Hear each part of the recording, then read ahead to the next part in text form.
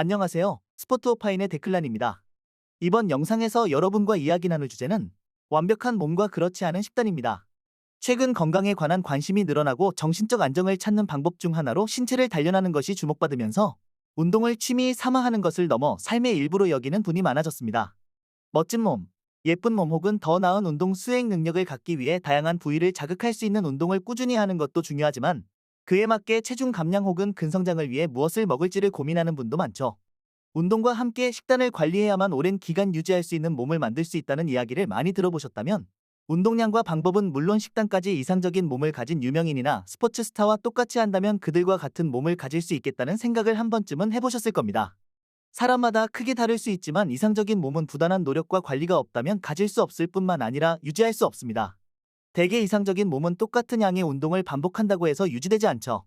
인간의 몸은 향상된 운동 수행 능력만큼 운동량을 늘려주거나 더 무거운 중량을 들지 않으면 성장을 멈추며 나이가 들수록 근성장은 어려워집니다.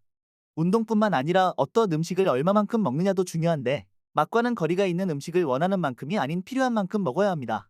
체중 감량이 필요하다면 원하는 것보다 적게 먹어야겠지만 체중을 늘려야 한다면 원하는 것보다 많이 먹어야 하는데 어떤 것이든 고역일 수밖에 없죠. 더군다나 이 모든 게 자신의 의지와 경제력에 따라 선택지가 많을 수도 적을 수도 있다는 게 누군가에겐 도전을 어렵게 만드는 부분입니다. 우리에게 익히 알려진 훌륭한 몸을 가진 유명인이나 스포츠 스타는 자신의 몸을 위한 투자를 아끼지 않습니다. 조금 더 명확히 말하면 아낄 이유가 없습니다. 그들의 직업과 연관된 가장 확실한 투자이기 때문입니다. 뿐만 아니라 자신보다 더 자신의 몸을 가꿔주기 위해 노력하는 여러 사람의 도움을 받습니다. 끊임없이 동기부여를 받고 시간과 공간적, 경제적 제약이 적은 그들과 같은 몸을 가지고 유지하는 건 아주 어려울 수밖에 없습니다. 혹자는 이상적인 몸을 갖고 있는 유명인이나 스포츠 스타만큼 몸을 가꾸는 데 시간을 쓰기 어렵고 공간적, 경제적 제약으로 어려움을 겪는다면 먹는 것만이라도 신경 쓰는 게 좋다고 말하기도 합니다. 질 좋은 식재료로 건강에 도움을 주는 방식의 조리법을 선택하는 것이 그렇지 않은 것보다 나쁠 리 없지만 필수 영양소 섭취 권장량을 무시한 채 극단적인 식단을 그대로 따라하는 건 문제가 없을 수 없습니다. 채식은 육식 위주의 식단에서 올 수 있는 여러 만성질환을 피할 수 있지만 필수 아미노산, 철분, 칼슘, 비타민 B12 결핍으로 결코 작지 않은 문제를 불러올 수 있습니다. 육식 위주의 식단 역시 채식에서 올 수 있는 여러 영양소 결핍은 피할 수 있지만 심장 질환 발병률을 높일 뿐만 아니라 비만, 당뇨 등 만성질환과 장 질환을 불러올 수 있죠.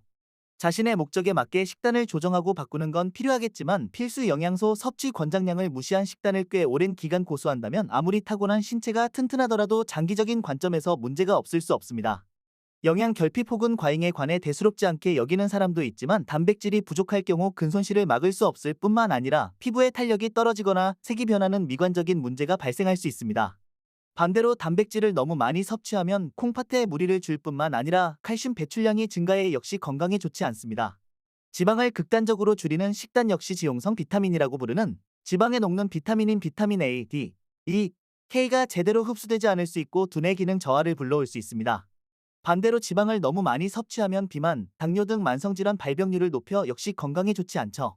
철분이 부족하면 빈혈과 무기력을 느끼기 쉽고 비타민 B12가 부족하면 빈혈뿐만 아니라 신경 손상 및 기억력 감퇴를 유발할 수 있습니다. 비타민 D가 부족하면 뼈와 근육 건강에 좋지 않습니다. 최근에는 종합 비타민이라는 이름으로 일일 권장량을 충족하는 비타민과 미네랄을 한 번에 섭취할 수 있는 건강보조제가 있지만 그것이 완벽한 대안이 될 수는 없습니다. 일반적인 식재료 및 음식에서 섭취할 때와 같이 체내 흡수율이 높지 않으며 몇몇 비타민과 미네랄은 함께 섭취할 때 흡수율이 증가하거나 감소할 수 있어 유의해야 합니다. 그렇다면 우리가 이상적인 몸을 갖기 위해 운동과 함께해야 하는 식단은 어떤 게 좋을까요? 당연한 이야기겠지만 필수 영양소를 고르게 섭취할 수 있게 골고루 먹는 것이 무엇보다 중요하다고 할 수 있습니다. 필수 영양소를 고르게 섭취할 수 있도록 보다 다양한 식재료를 활용한 음식을 먹는 것도 중요하지만 먹은 만큼 흡수하고 건강하게 소화할 수 있도록 식사하는 데 충분한 시간을 써야 합니다. 하루에 식사를 2번 하든 3번 하든 식사와 식사 사이의 흡수와 소화를 위한 시간을 둬야 하며 그것은 앞서 이야기했던 질병 발병률과 마찬가지로 사람마다 다를 수 있습니다. 자신에게 적합한 운동을 찾는 것과 마찬가지로 자신에게 도움이 되는 식단, 섭취량을 찾기 위한 노력도 필요하며 전문가의 도움을 받는다면 더욱더 좋을 것입니다. 체중 및 근육량 변화에 따라 식단을 탄력적으로 바꿀 수 있다면 더욱더 좋겠지만 그보다는 자신이 추구하는 미적 기준이 아닌 자신의 일상생활에 다른 영향을 주지 않으면서 건강을 멀리하지 않는 몸이 무엇인지 고민할 필요도 있습니다. 아무리 똑같은 자세와 방법으로 같은 양의 운동을 하더라도 근성장 속도는 물론 근육의 모양 역시 사람마다 다르죠.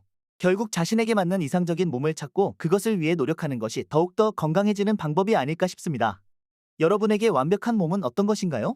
그런 몸을 만들기 위해 효과를 우선한 불균형한 식단이 필요하다고 생각하시나요? 아니면 시간은 조금 더 걸리더라도 건강을 우선한 균형 잡힌 식단이 필요하다고 생각하시나요? 여러분의 의견을 댓글로 남겨주세요. 이번 주 영상도 시청해주셔서 감사합니다. 다음 주 게재될 영상에도 많은 관심 부탁드립니다.